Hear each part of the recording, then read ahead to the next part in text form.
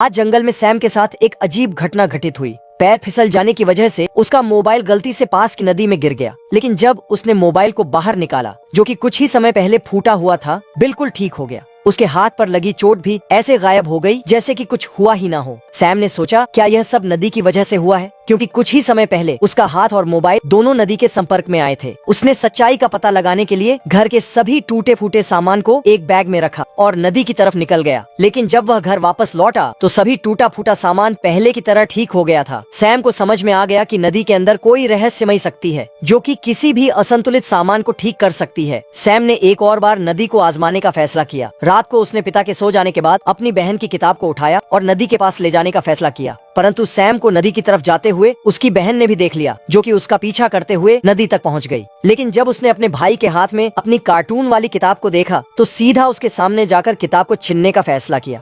लेकिन लड़ाई के बीच गलती से किताब पानी में गिर गई। सैम ने किताब को बाहर निकालकर वापस तो कर दिया होता है, लेकिन अब तक पानी की शक्तियों ने भी अपना काम कर दिया होता है, क्योंकि नदी के अंदर से ऐसे बुलबुले उठ रहे होते हैं जैसे कि कोई अंदर सांस लेने की कोशिश कर रहा हो। अभी के लिए तो दोनों भाई बहन डरकर यहाँ से घर भाग जाते हैं। लेकिन लड़की घर जाकर सैम को बताती है कि उसके साथ कुछ अजीब हुआ है। दरअसल उसकी किताब से सारे कार्टून गायब हो गए होते हैं जो कि उसने कुछ ही समय पहले बनाए थे। अगली सुबह पिता दोनों बच्चों को जगाने के लिए कमरे में आते हैं, लेकिन बच्चे पहले से ही जागे हुए थे। पिता को बच्चों की हरकत पर थोड़ा शक होता है, इसीलिए वह सैम को स्कूल जाने से पहले रात हुई घटनाओं के बारे में पूछते हैं। सैम डरकर पिता को सब कुछ सच बता देता है कि जंगल में जो नदी है उसके अंदर निर्जीव चीजों को सही करने की शक्ति है। पिता को सैम की बात पर विश्वास नहीं होता है, इसीलिए वह सैम को डांट कर स्कूल भगा देते हैं। लेकिन जब पिता घर में काम कर रहे होते हैं तो उन्हें पता चलता है कि जो प्लेट कुछ समय पहले उनकी लड़की ने तोड़ दी थी, अब वह पहले की तरह साबित हो गई होती है। और तभी स्कूल बस में बैठे बच्चों को बाहर कुछ अजीब दिखाई देता है। एक नीला जानवर, क्योंकि ऊंट से भी कई गुना ऊंचा था, खेतों में खेल रहा है।